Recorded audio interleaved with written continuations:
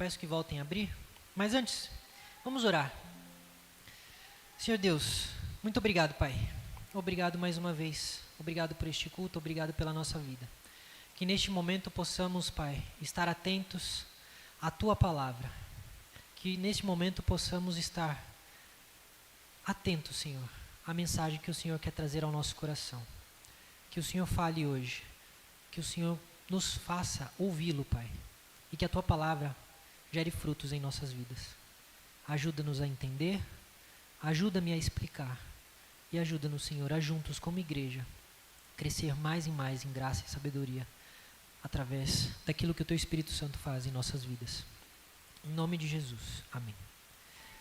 Quem já fechou, continue com a Bíblia aberta, lá em Lucas 7.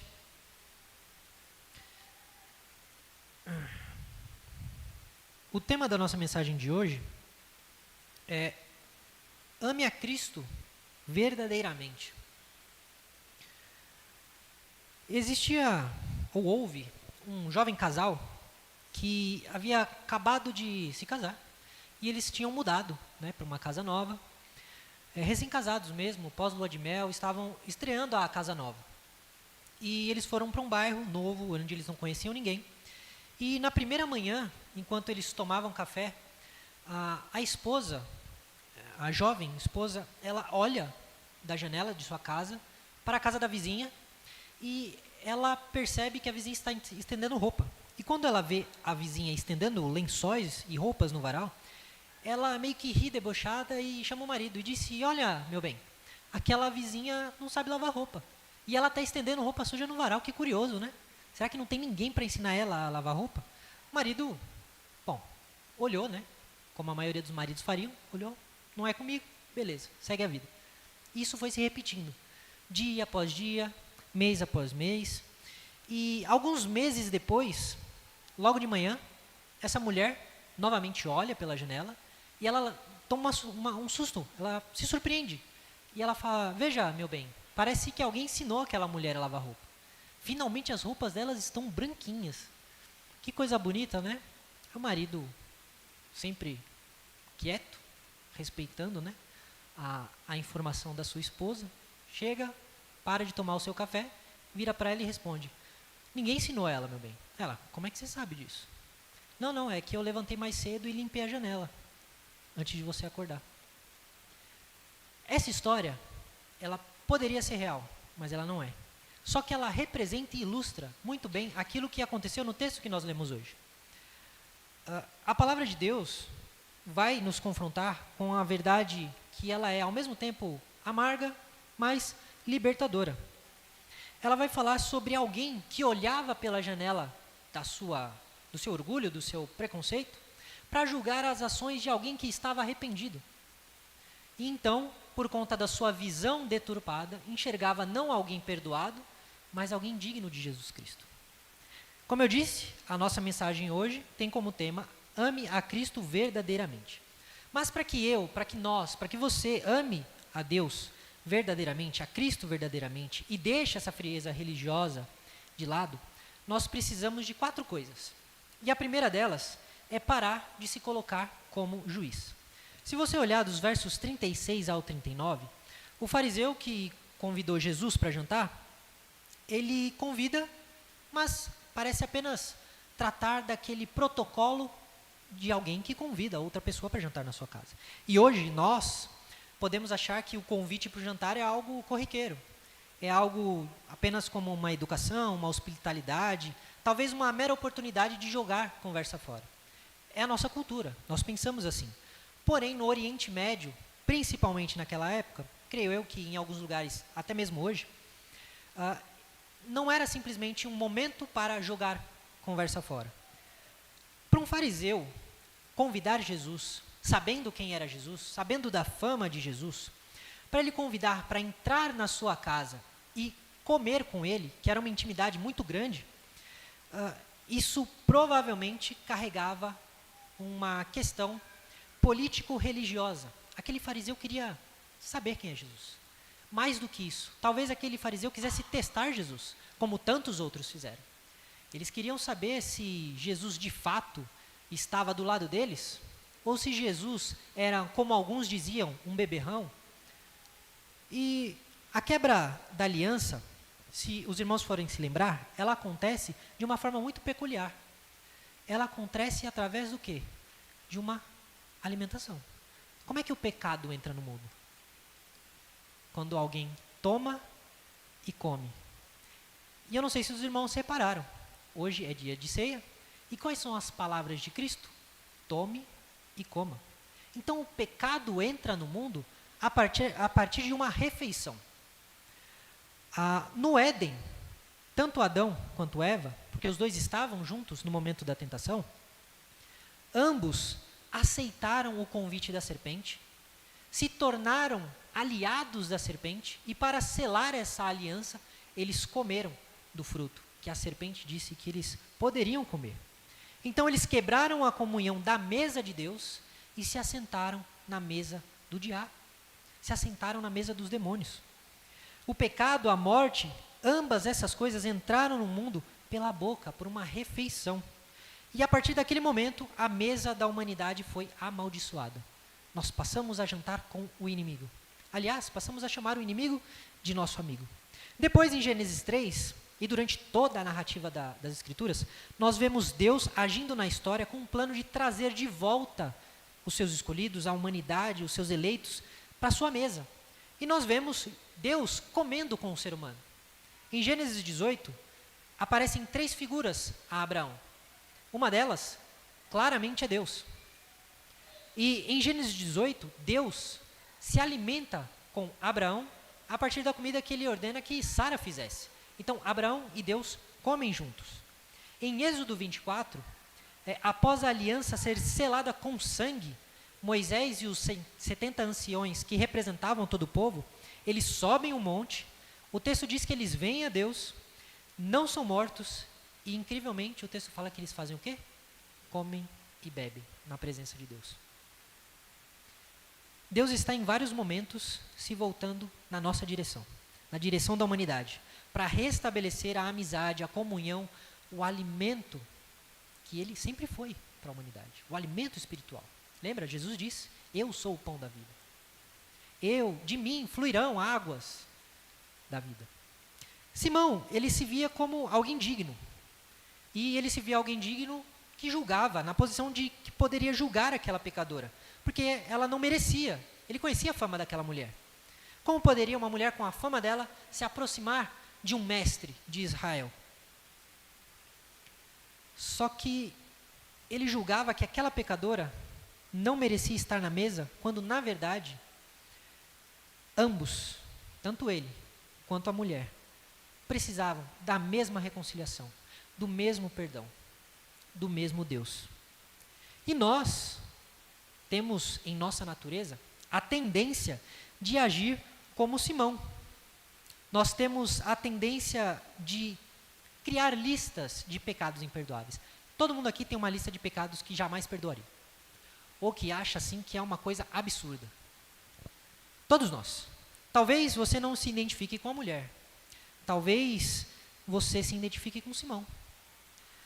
Talvez você já tenha olhado para alguém que entrou na igreja, ou que disse ser cristão, alguém que de repente veste roupas diferentes, fala de um jeito diferente, e eu não estou dizendo roupas indecentes, nem um linguajar indecente, mas pessoas que se vestem de forma diferente, que falam de forma diferente. Pessoas que, por conta do seu contexto, da sua criação, do lugar onde viveram, do lugar onde cresceram, são pessoas que são completamente diferentes. Diferente do que nós estamos habituados. E talvez você tenha pensado que essa pessoa, essa daí não é crente não. Não é possível que alguém que se veste dessa forma, que fala dessa forma, seja crente. De novo, eu não estou falando de pessoas que pecam no vestir ou que pecam no falar. Quando você olha para pecadores públicos, para pecadores que não se arrependem, na TV, na internet, qual é o primeiro instinto que nós temos? É julgar, é bater na mesa e declarar aquela pessoa uma pecadora que não merece o perdão de Deus? E de novo, você tem um certo ponto de razão. Porque quem é que merece o perdão de Deus? Será que nós movemos o nosso coração ao ver pecadores buscando arrependimento? Será que nós movemos o nosso coração com ódio, com ataque? Será que nós ficamos inconformados porque uma pessoa que é indigna do sangue de Cristo se aproximar da mesa de Cristo, arrependida dos seus pecados, buscando perdão e reconciliação? Simão, ele chega a duvidar de Jesus. Veja o verso 39. Ao ver isso, o fariseu que o havia convidado disse consigo mesmo: se este fosse profeta, bem saberia quem e que tipo de mulher é esta que está tocando nele, porque é uma pecadora. Isso aqui é uma língua de alguém que está trazendo juízo sobre essa mulher. E alguém que está trazendo juízo sobre Jesus, porque ele está julgando Jesus também. Como assim um profeta, um Messias, um mestre em Israel, alguém que deveria ser santo, tem a ousadia de deixar ser tocado por uma imunda? Como assim ele pode ser tocado por uma adúltera? Como assim este bêbado pode tocá-lo? Como assim essa pessoa de boca suja pode tocar Jesus? Quem ele pensa que é? Quem Jesus pensa que é? Será que ele pensa que ele é Deus? Pois é. Para Simão, a mesa não era uma mesa de reconciliação. Não era uma mesa de conforto, de consolo. Uma mesa para se alimentar junto com Cristo e espiritualmente de Cristo, das suas palavras que são vida. Não, era uma mesa para julgar, tanto aquela mulher quanto o próprio Cristo. E a graça de Cristo se estende e se oferta a toda criatura, a todos que se achegam diante dele, buscando o seu perdão. Jesus está disponível, como ele mesmo disse, a todo que vem até ele. Todos que o Pai leva até Cristo, todos aqueles que chegam até ele, ele os pega na mão e de maneira nenhuma ele lança fora. Ele chega ao ponto de dizer que nada, nem ninguém pode tirar alguém da mão dele. E se isso não fosse o suficiente, ele diz que a mão dele e a mão do Pai são uma. Ninguém pode tirar da mão do Pai. Simão achava que Jesus estava sendo contaminado pelo toque da mulher, sem perceber que, na verdade, Jesus é quem estava contaminando aquela mulher de pureza. Jesus é quem estava perdoando e restaurando a vida daquela mulher. Por isso, o primeiro alerta de hoje é parar de medir o pecado dos outros com a nossa régua, ou com uma régua diferente da que nós usamos para medir a nossa própria vida. Porque o julgamento de Simão, ele foi tão ofensivo a Deus quanto o passado daquela mulher foi. Nós somos muito pacientes com os nossos pecados. Todos nós. Todos nós sabemos os nossos pecados. Nós sabemos nomear cada um deles. E muitas vezes, ou na maioria das vezes, nós pedimos a Deus o quê? Paciência, perdão. Que Ele não nos trate com justiça, mas com misericórdia. Nós somos muitas vezes pacientes com aquelas pessoas que nós mais amamos. Com filhos, irmãos, pais. Porque nós amamos e nós queremos que essa pessoa seja perdoada e se arrependa. Mas às vezes nós não temos esse mesmo amor pelos outros. Às vezes, as nossas falhas precisam ser perdoadas, mas as falhas dos outros, nós não queremos que sejam perdoadas. Nós queremos justiça. Se você sentir que é justo demais para se sentar ao lado de alguém, entre aspas, sujo, porque se Cristo perdoou, essa pessoa está limpa, você ainda não entendeu que a única qualificação para se assentar à mesa de Cristo é reconhecer justamente a nossa completa desqualificação. Ninguém merece estar aqui. Ninguém merece tomar desse pão, nem beber desse cálice. E não é o nosso mérito que nos coloca aqui diante da mesa de Cristo, para se alimentar dele. O acesso que nos é dado pela graça, que só pode ser recebida por um coração arrependido, ele é oferecido a todos, independente do seu mérito, independente de quem você foi, independente de quem você será. Ele é oferecido e você se assenta nessa mesa desde que você se arrependa dos seus pecados e decida seguir a Cristo. Simão era tão indigno de estar naquela mesa quanto aquela mulher. Assim como ele era tão digno quanto aquela mulher. Nós não somos mais dignos, em um primeiro momento, de assentar à mesa de Cristo do que qualquer outra pessoa. A dignidade que nós temos para tomar e comer do pão e beber do cálice dignamente, conforme Paulo vai dizer, não é uma dignidade nossa. É uma dignidade de Cristo, que nos reveste de pureza, de perdão. E aí sim, nós nos alimentamos de Jesus, espiritualmente. Porém, para que você deixe de lado essa religiosidade vazia, essa frieza religiosa, e para que você possa amar a Cristo verdadeiramente, você também precisa perceber que a sua dívida é impagável. Dos versos 41 a 42, para explicar a atitude daquela mulher, para explicar por que Jesus estava recebendo aquela mulher, Jesus vai contar uma parábola. Lembra? Nós estamos falando de parábolas. Então ele vai contar uma parábola. E ele vai falar sobre duas pessoas que deviam uma certa quantia de denários. E eu vou trazer para o nosso contexto de novo. Para entendermos, vamos imaginar duas pessoas. Uma pessoa que mora numa casa com um aluguel de R$800. Uma outra pessoa mora numa casa cujo aluguel é de R$5.000. Ambas as pessoas não têm dinheiro para pagar o seu aluguel. Se elas não pagarem o aluguel, tanto a de 800 quanto a de 5.000 serão despejadas. Não importa se a sua dívida é grande ou se ela é pequena. Não pagou, o destino é o mesmo. É mais ou menos o que acontece com a Receita Federal, né? Não importa se você está devendo R$2, se você está devendo R$100.000. Se você estiver devendo para o governo, meu amigo, esquece. Esquece. O seu destino diante do leão é o mesmo. Não importa se a sua dívida é pequena ou se ela é alta. Agora imagine um outro cenário, e esse eu confesso, que conversa muito comigo. Com os mais jovens que estão na escola, acho que eles vão entender bem também. Imagine duas pessoas, certo?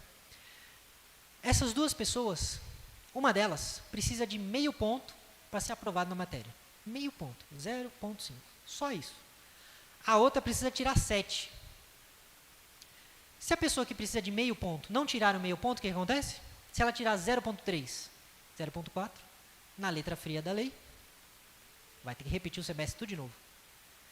Se a pessoa não tirar 7, e 7, dependendo da prova que você for fazer, é muita coisa, ela rodou do mesmo jeito, ela se perdeu do mesmo jeito. Ela vai ter que fazer tudo de novo, do mesmo jeito, seja com meio ponto, seja com 7 pontos. Em termos práticos, ambos precisam atingir alguma meta, mas ambos são incapazes de atingir a meta. E diante da santidade de Deus, diante desses dois exemplos que Jesus dá, diante desses dois exemplos que eu tentei contextualizar, nós percebemos que não existe pecador meio salvo na presença de Deus. Não existe um semi-pecador, ou um semi-santo, um semi-crente, um quase cristão. Isso não existe. Ou nós somos salvos, redimidos, resgatados pelo sangue de Cristo, ou nós somos ímpios. Não existe um lugar intermediário. Ou você está com Deus, ou você está contra Deus. O ponto de Jesus é que ambos estavam falidos e não tinham como pagar a dívida. A salvação graciosa de Cristo vai nivelar todos os pecadores no mesmo patamar. Todos estão perdidos. Não é isso que Paulo vai dizer? Lembram-se dos nossos quase 2 anos estudando Romanos? Todos pecaram. Todos estão destituídos da glória de Deus. Não há um justo sequer. No entanto, a consciência do tamanho do alívio vai mudar, a depender do quanto você deve. Isso é fácil de perceber. Quem vocês acham que ficou mais feliz pelo perdão da sua dívida? Quem devia 800 ou quem devia 5.000? Quem devia R$2 ou quem devia R$100.000? Quem ficou mais feliz ao passar de ano? Quem precisava de meio ponto ou quem precisava tirar um 7? Meu amigo, a pessoa que precisa tirar um 7 ou um 10 e ela tira esse 10, a pessoa que deve 100.000 e vê a sua dívida sendo perdoada, ela volta para casa gritando, louvando, glorificando a Deus de pé. Ela conta que Deus é bom para todo mundo, para o porteiro do prédio. Ela tenta evangelizar o motorista do ônibus. Ela canta louvores, ela se ajoelha, chora. Ela jamais se veria capaz de pagar uma dívida daquele tamanho. No entanto, a dívida dela foi paga. Às vezes, o nosso passado, ele não é tão bagunçado como o de algumas pessoas. Às vezes, você nunca usou drogas. Você nunca se relacionou sexualmente com alguém antes do casamento. Você pode até ter ido para o mundo, mas talvez você não tenha feito tanta bagunça assim. Talvez você não tenha se enfiado tão fundo na lama do pecado. Entre aspas. Talvez o seu passado não seja um passado tão ruim assim. Talvez você olhe assim, para o seu currículo, para a sua história de vida, para tudo que você viveu. E no seu coração, talvez você pense, Deus não teve tanto trabalho assim para me converter. Ou Deus não precisou perdoar tanta coisa assim. Ele me perdoou, é verdade, mas não me perdoou igual essa pessoa. Ele não me perdoou igual fulano. Ele não precisou perdoar tantos pecados igual de fulano.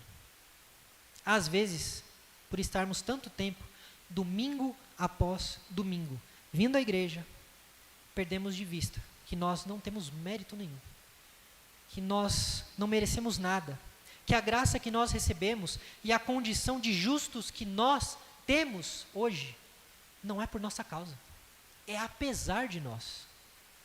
É apesar de nós que nós somos declarados justos. É apesar da nossa injustiça, é apesar do nosso pecado, que nós somos chamados de justos nas Escrituras.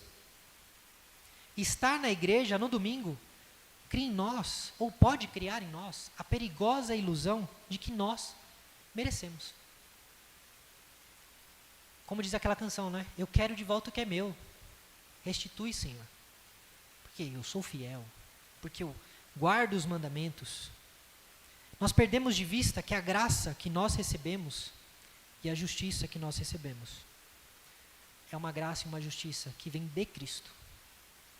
E apesar dela nos revestir, apesar de fato, não é de mentirinha, de fato, nós somos justos perante Deus, não é uma justiça nossa, não é um mérito nosso, mas é um mérito totalmente e exclusivamente de Cristo.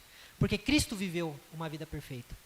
E Cristo esteve no nosso lugar, diante de Deus, quando se sacrificou, quando derramou o seu sangue em nosso lugar. A minha dívida, a sua dívida, meu irmão, ela era impagável. Impagável. Não tem o que você possa fazer para pagar a sua dívida. Porque ainda que você passe um dia trancado no seu quarto, sem fazer mal nenhum, sem pensar mal nenhum, quantos dias você acha que você consegue fazer isso? E quando você se arrepende de um pecado, pede perdão e Deus te perdoa, rapidamente já tem outros pecados batendo a porta, pelos quais você vai ter que pedir perdão novamente. Então é impossível pagarmos a nossa dívida. E se nós não enxergarmos a nossa espiritualidade enquanto pecadores, como uma espiritualidade carente do favor de Deus, se nós não olharmos para nós, como o apóstolo Paulo olhou para si e disse, miserável homem que sou, se nós não tivermos essa consciência, nós continuaremos desonrando a Deus, como esse fariseu desonrou a Deus, porque acharemos que somos dignos, e estaremos tentando, porque ninguém consegue, roubar os méritos de Cristo. Estaremos dando glória a nós, ao lugar do Criador. Estaremos ferindo um dos 5 princípios da nossa igreja, que é somente a Deus a glória. Um dos pilares da nossa doutrina. Um dos pilares das Escrituras. Só Deus merece glória e honra. Talvez seja pior ainda. Se continuarmos assim, continuaremos enganando a nós mesmos, louvando a Deus de boca, mas com o coração distante dele. Não há pior castigo do que alguém que acha que está louvando a Deus, mas que está distante do Senhor. Porque essa pessoa, ela sequer percebe a sua miséria diante de Deus. Ela não perde perdão. Ela não se arrepende, porque ela acha que está tudo bem. Por isso, irmãos, para que você deixe de lado essa frieza religiosa e passe a amar a Deus, passe a amar a Cristo verdadeiramente, você também precisa responder ao perdão com um amor intenso. Veja dos versos 37, 38 e 44 ao 46. Veja que o texto traz uma série de descrições, tanto de Simão, dos versos 37 a 38, quanto da mulher, do 44 até o 46. E qual é a diferença que nós vemos? Primeiro, nada é dito sobre Simão. Apenas é dito que ele convidou Jesus. Ele convida Jesus para jantar e só. Nós sabemos mais pelo que o próprio Cristo disse. Ele não lavou os pés de Jesus, nem ofereceu para que os pés fossem lavados. Ele não beijou os pés de Jesus, não ungiu a cabeça dele com óleo. Ele apenas o convidou para um jantar. Quais são as intenções de Simão? Como eu disse no início, provavelmente Simão queria testar Jesus. Ele queria saber quem de fato é Jesus e se ele de repente iria cair em alguma armadilha. Porque os fariseus eram muito, de darem armadilhas, perguntarem perguntas capciosas, para que Jesus de repente se complicasse. E a mulher, no entanto, sobre ela nós vemos que ela faz diversas coisas. A primeira coisa que ela faz é arrumar um frasco de alabastro cheio de perfume. Perfume é algo muito caro. Hoje ainda é caro, mas naquela época era mais caro ainda. Você dificilmente compraria um perfume com menos do que um mês de salário. E naquela época o salário era diário. E geralmente suficiente para a comida do dia. Essa mulher, ela gasta muito dinheiro com perfume para honrar a Cristo. Ela gasta muito tempo chorando aos pés de Jesus, num profundo sentimento de humildade, se humilhando aos pés de Cristo e de gratidão pelo perdão dos pecados. Ela unge os pés de Jesus, ela beija os pés de Jesus e enxuga os pés de Jesus com os cabelos. Enquanto nós temos uma atitude meramente burocrática de Simão, uma atitude regular, uma atitude comum, que poderia ser esperada de qualquer pessoa, nós somos chocados com o relato de uma mulher que chega a beijar os pés de um outro homem e enxugar esses pés com seus próprios cabelos. Às vezes a gente fica muito distante porque a gente está apenas lendo o relato. Mas imaginem vocês, vocês estão na casa de vocês, uma mulher estranha entra à casa de vocês, ela está com os cabelos soltos, e naquela época, mulheres com cabelos soltos, em público, era desonroso. Tem mais essa. Então essa mulher solta os cabelos, ela se ajoelha diante de Jesus, e está você e Jesus na sala. Ela se ajoelha diante de Jesus, e de repente você vê ela derramando perfume no pé de Jesus, e você vê aquela mulher estranha, beijando os pés de Jesus, na sua casa. Se você quiser trocar Jesus, você pode pensar em qualquer outra pessoa. Uma mulher estranha, beijando os pés de um homem que ela não conhece, dentro da sua casa. Isso não é normal nem para os nossos dias. Isso não é normal. O Evangelho quer que você perceba que isso aqui é escandaloso. O ato dessa mulher é escandaloso. Mas ela não está preocupada com isso. Ela está preocupada em agradecer a Cristo, em se entregar diante de Cristo, em se derramar diante de Cristo. Porque Cristo não é qualquer homem. Cristo não é qualquer pessoa. Ela não está beijando os pés de qualquer um. Ela está beijando os pés de Deus. Ela está se entregando diante de Deus, se colocando diante de Deus. Ela entendeu que se faltassem palavras, não faltariam ações para demonstrar o tamanho da gratidão que ela tinha pelo próprio Cristo. Por isso, qual dos dois reflete a nossa adoração aos domingos? A nossa relação com Deus? Será que a sua adoração tem sido calculada, tem sido burocrática, tem sido rotineira, como a de Simão? Ou será que ela tem sido intensa, como a daquela mulher? Será que você tem se derramado diante de Deus? Tem se colocado diante de Deus verdadeiramente para adorá-lo, para buscar nele perdão? Muitos de nós vivemos a religião com uma postura fria. Tem até a piada que fala que presbiteriano é frio, né? Gelado. E às vezes, tudo bem, esse apelido é um mal entendido gigantesco, mas às vezes nós somos mesmos. Nós somos frios, nós somos distantes, nós não sentimos mais aquela emoção de ouvir da palavra de Deus. Nosso coração não arde mais, nós não choramos mais enquanto oramos, nós não buscamos mais a Deus, nós permanecemos frios. Não há variação de mudança quando falamos sobre Cristo. Muitas vezes nós saímos do culto e no dia a dia essa frieza toma conta das nossas ações. Nós tratamos os nossos irmãos com frieza. Nós julgamos aquelas pessoas que tropeçam, o pecado dos nossos irmãos. E não é que nós julgamos com justiça, mas nós julgamos condenando, apontando e nos afastando do pecador. Ao invés de fazer o quê? Qual é o nosso lema? Acolher, restaurar e reintegrar. Nós vivemos como se Deus fosse um patrão a quem nós prestamos serviço e não um salvador, a quem nós devemos a nossa vida. Nós falamos mal uns dos outros pelas costas. Nós plantamos intrigas. Nós criamos panelas. Nós criamos inimigos. Nós mentimos. E achamos que está tudo bem. Por quê? Porque nós vamos à igreja, louvamos ao Senhor, lemos a Bíblia, fazemos as nossas orações. Sabe por que a nossa vida cristã muitas vezes é tão apática e amarga? Porque nós perdemos a consciência da nossa própria miséria. Nós nos tornamos o Simão dessa história. A verdadeira adoração não vai se medir por uma postura externa de levantar ou não as mãos durante o louvor. Ela vai ser medida pela intensidade sincera. Não foi o fato dela chorar, dela jogar perfume, dela usar os cabelos, mas foi a entrega.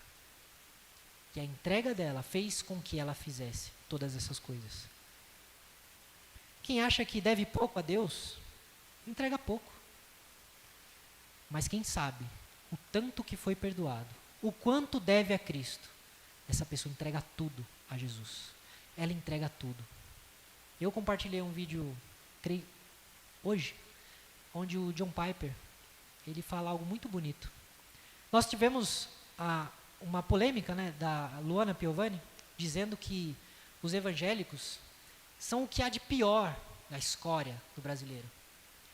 E o John Piper, em uma pregação, que não, obviamente, John Piper não perderia o seu tempo respondendo Luana Piovani. Mas ele estava pregando e na sua pregação, ele dizia, eu não gosto de cristãos. E ele se pergunta, por quê? Por que você não gosta de andar com cristãos? Por que você não gosta de cristãos? Por que o seu prazer não está em fazer ou estar junto com aquelas pessoas que amam o mesmo Deus que você diz que ama? Você conhece cristãos de verdade? Porque talvez você não conheça nenhum cristão de verdade. E aí por isso que você não gosta desses cristãos. Talvez eles nem cristãos sejam. Mas você conhece um cristão de verdade? Alguém que conheceu a Cristo? Alguém que teve a sua vida transformada, a sua vida mudada, jogada de cabeça para baixo? Alguém que deixou tudo, largou tudo o que precisava largar para servir a Jesus? Alguém que não mede esforços para estar junto de Cristo e fazer aquilo que Cristo ordena? Alguém que segue a palavra de Cristo, chova, faça sol, caia raio. Uma pessoa que está sempre entregue a Cristo. Será que você conhece um cristão assim mesmo? Você olha para aquela pessoa e você fala, não é possível que alguém santo desse exista. Não é possível. Você conhece alguém assim? Talvez você não goste mesmo de crente. Talvez você não goste de cristão. Mas talvez você esteja pensando no crente errado.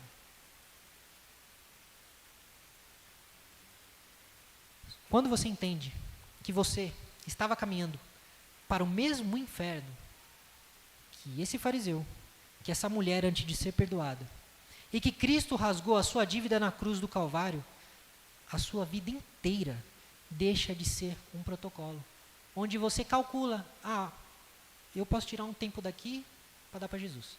Essa semana eu tenho muita coisa para fazer. Hoje eu acho que vai sobrar tempo, então hoje dá. Você deixa de fazer isso. As outras coisas que esperem. Eu nunca vi alguém deixar de trabalhar, ou se atrasar no trabalho, porque orou demais. Ou porque estava passando muito tempo lendo a Bíblia, perdeu o horário. Nunca vi.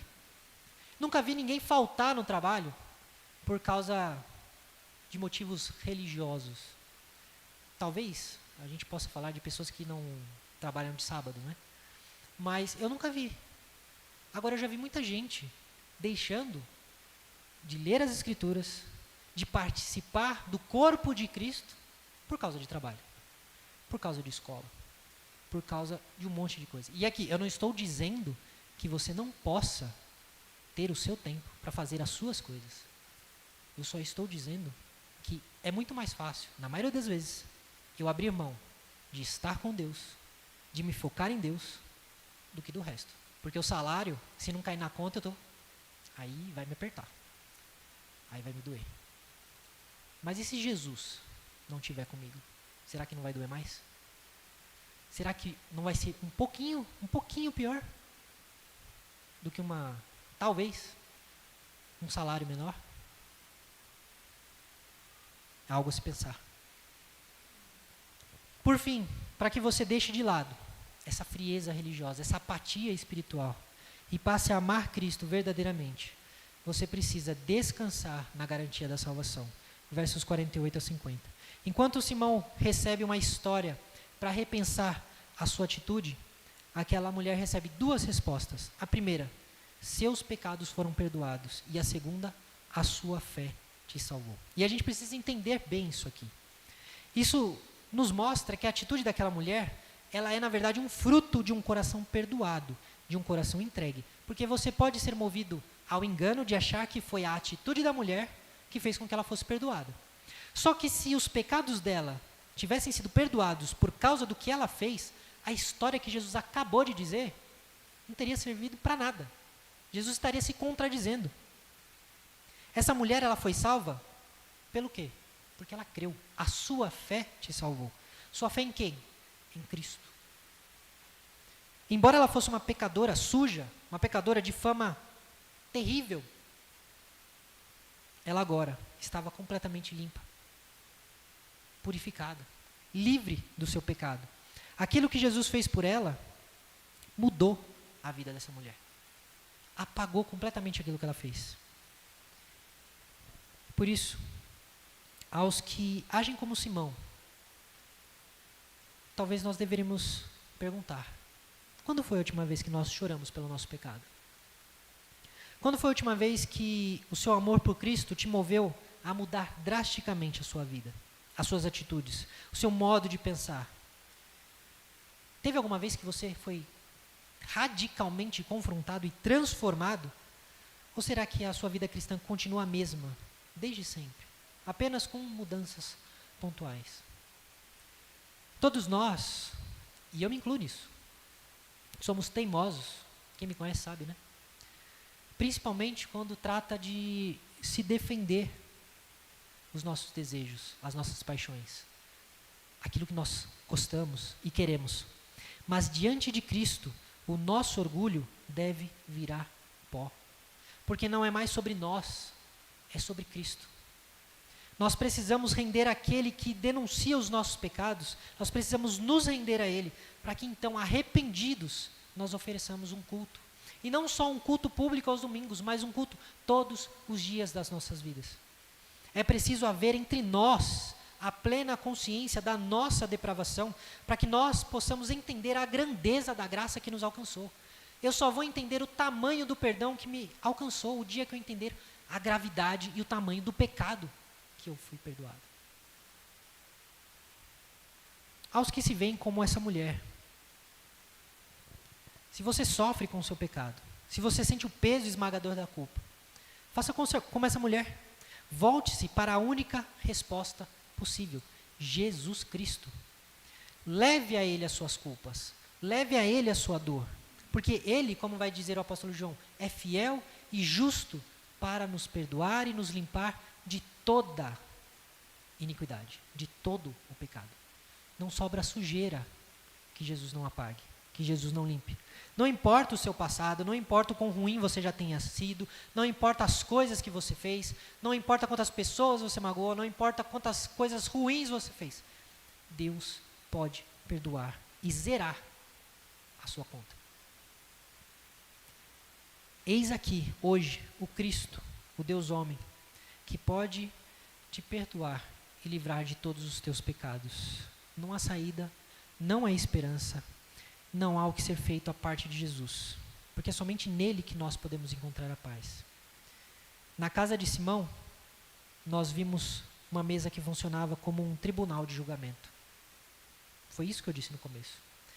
Nós vimos uma mesa de julgamento, onde o orgulho afastava as pessoas, onde não havia espaço para a graça, para o quebrantamento, para se render diante de Cristo. Mas hoje, nós estamos diante da mesa do Senhor. E a mesa que nós temos diante de nós, hoje, nos lembra que a separação que havia entre nós e o Senhor já não existe. O véu que estava entre nós e Deus, ele foi rasgado, do alto a baixo, por iniciativa do próprio Deus. O nosso pecado, aquela dívida impagável que você tinha, que nos condenava, foi solucionado quando Cristo ofereceu o seu sangue no nosso lugar. Temos diante de nós o sacramento que torna palpável esse sacrifício, que nos faz relembrar daquela noite, daquele dia. Por isso, ao se preparar para receber o pão hoje, queria, com a licença do pastor, pedir para que você analise, pense, como você vai se aproximar dessa mesa. Não se aproxime com o coração de Simão, o fariseu. Não se aproxime como alguém que vem julgando e se vendo como merecedor de comer e beber. Porque você não é limpo pelas suas próprias obras, mas pelo sangue de Cristo. Devo lembrar que quem come e bebe indignamente se torna culpado e réu do corpo e do sangue de Jesus. Isso não é pouca coisa. Você se torna culpado junto com aqueles que assassinaram Jesus. Mas a ordem, ela não é para que gere medo. Essa advertência não é para gerar medo. Mas é para que nós tenhamos zelo pela forma com que nós nos aproximamos diante do Senhor. Para que nós nos acheguemos com fé e confiança a Jesus Cristo. E comamos e bebamos em memória dele. Louvando e agradecendo ao Senhor, que nos salvou do nosso pecado. Venha com a consciência profunda, conhecedora da sua miséria, sabendo que você não tinha um centavo para pagar para Deus, mas o Senhor deu o que ele tinha de mais precioso para pagar a sua dívida no seu lugar. Este pão e este cálice, eles são um sacramento, e os sacramentos são selos. Ele é um símbolo visível, palpável do sacrifício do Senhor. Algo que te mostra diante de você o que foi dado no seu lugar, o corpo e o sangue de Cristo. Cristo diz através dessa mesa: os teus pecados estão perdoados. Que você ouça como aquela mulher ouviu: a tua fé te salvou. Vá em paz. Amém?